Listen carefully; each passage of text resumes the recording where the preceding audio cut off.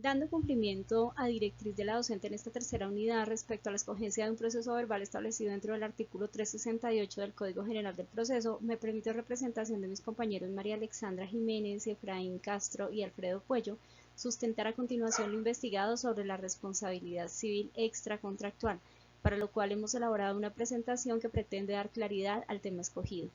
En esta primera ficha se encuentra entonces la recopilación del trabajo, sin embargo, para efectos de ganar tiempo en el desarrollo de cada tema, hemos decidido no verbalizarlo en este momento, ya que cada uno de ellos se desglosará en detalle.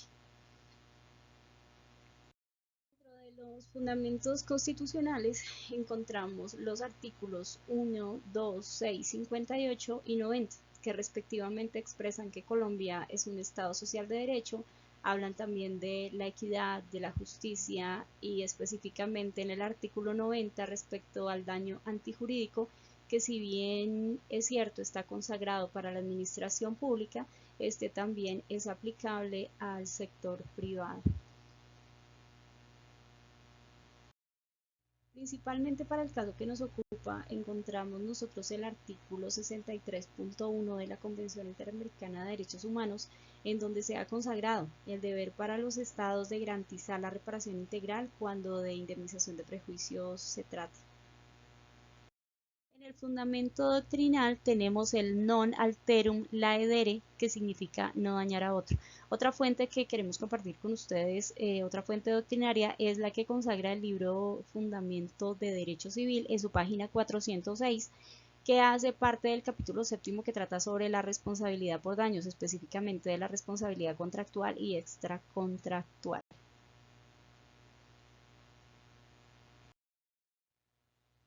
Dentro del fundamento legal tenemos nosotros el Código General del Proceso en su artículo 368, el Código Civil entre los artículos 2341 y 2344 y 2347, además de la Ley 446 del 98 en su artículo 16 y de la Ley 599 del 2000 en su artículo 269. Nos parece importante resaltar la línea jurisprudencial de la Corte Suprema de Justicia para efectos de ampliar el tema que estamos exponiendo, resaltando eso sí que la misma no ha sido modificada en sus elementos estructurales desde el año 1940.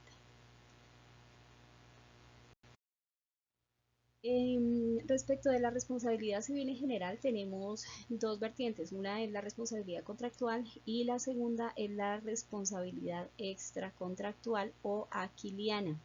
Estas tienen diferentes fundamentos jurídicos y su diferencia radica esencialmente en que la responsabilidad contractual supone una obligación concreta, es decir, que ya hay una obligación preexistente formada por la Convención de ambas partes y que resulta violada por una de ellas, por ejemplo, en la firma de un contrato. En la responsabilidad extracontractual pasa lo contrario, es decir, ella es independiente de una obligación preexistente y consiste en la violación no de una obligación concreta, sino de un deber genérico de no dañar. Por ejemplo, cuando en mi edificio vivo yo en un piso superior y por la avería de un tubo de agua causó un daño en pisos inferiores.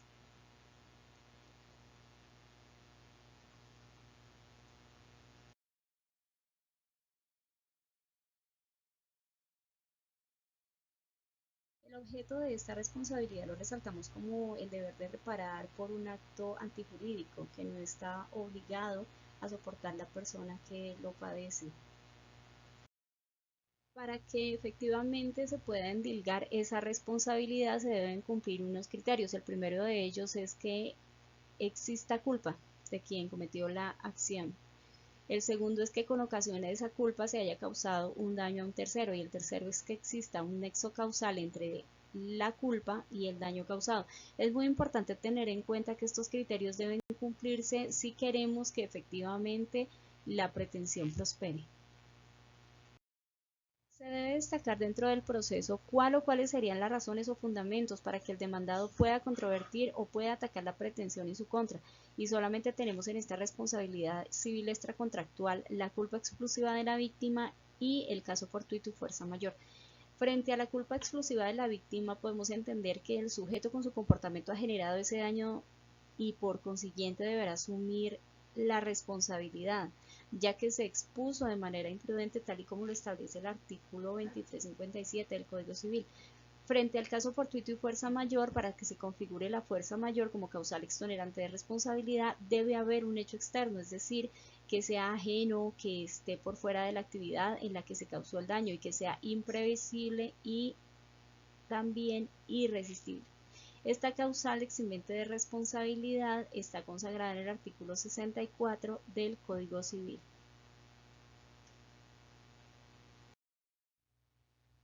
Respecto del procedimiento, encontramos que se pueden adelantar por medio del proceso verbal y el proceso verbal sumario. Frente al proceso verbal encontramos entonces que serían procesos de menor o mayor cuantía, y frente al proceso verbal sumario serían procesos de mínima cuantía que no excedan entonces los 40 salarios mínimos. Respecto al juez competente para conocer el proceso en razón de su cuantía, tenemos nosotros que la generalidad es que la competencia es improrrogable. Sin embargo, en este caso podemos tener varios jueces competentes frente a un hecho. Tenemos entonces el juez civil, que será de única instancia o primera instancia en relación a la cuantía, o sea, juez civil municipal o juez del circuito, según lo establece el artículo 25 del Código General del Proceso. De acuerdo a lo establecido en el artículo 28 del Código General del Proceso, el juez también es competente por el factor territorial, o sea, no únicamente por la cuantía. Se tiene en cuenta entonces el juez del domicilio del demandado, el juez del domicilio principal de la persona jurídica demandada y o el de la sucursal cuando se trata de personas jurídicas. Entonces se puede hablar la competencia según nuestra conveniencia. También tendríamos que es conveniente, que es competente, perdón, en este mismo caso, el juez del lugar donde sucedió el hecho objeto de la demanda. El proceso civil extracontractual puede llegar a la Corte Suprema de Justicia en ejercicio del recurso extraordinario de casación, cuando la pretensión que se niegue o la pretensión que se reconozca para la parte recurrente sea desfavorable en una cuantía superior a los 1000 salarios mínimos. Recurso que a todas luces realmente a nosotros nos parece que desconoce y además desfavorece a los procesos o los procesos que no superen esta cuantía.